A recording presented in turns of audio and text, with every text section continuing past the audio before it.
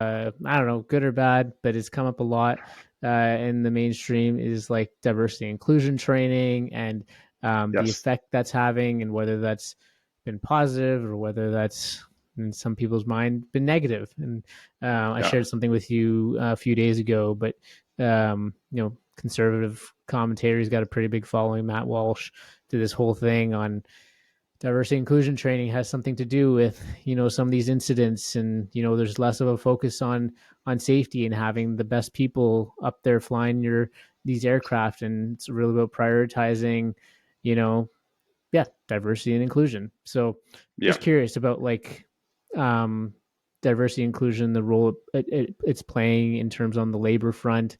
And yeah, and I don't know if you have any thoughts on that opinion perhaps, but Yeah, I haven't, so I didn't get a chance to watch the one that you were referring to, but I had seen other, there's comedians that have made this kind of a bit. And, I think it's important to, again, frame this properly. So traditionally, airline pilots, overwhelmingly male, overwhelmingly white, mhm.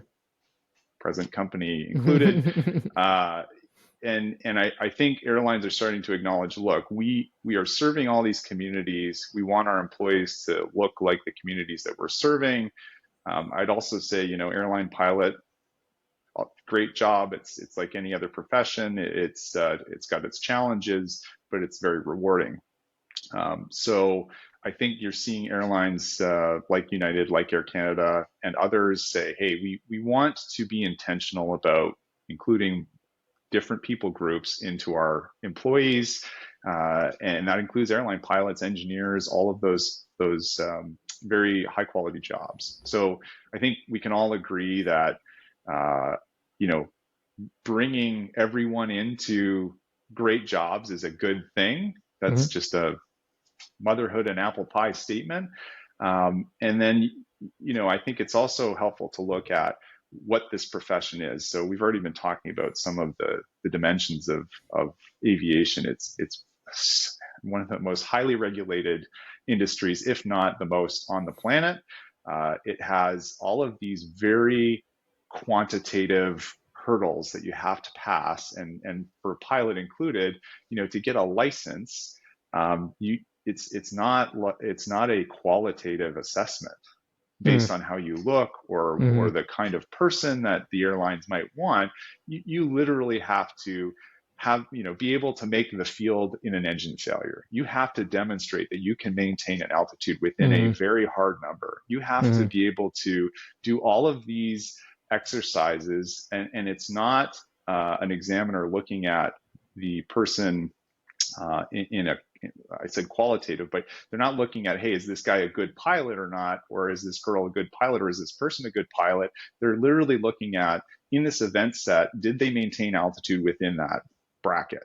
Yeah, Did they complete all the checklists? the And those technical are merits those are of them. yes, no Yeah, answers, yeah, yeah, right? yeah, yeah, So to yeah. say that, uh, and I don't want to dismiss that there's all the soft skills that we have as professionals, the way that we relate to each other.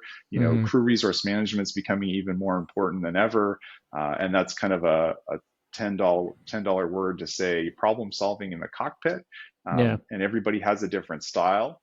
Fair enough, but even those event sets, when we go into the simulator together, are packaged and have certain goals that have to be met. So if you and I are flying together, we can solve a complex problem in different ways, but to pass the simulator session, we must have a certain outcome.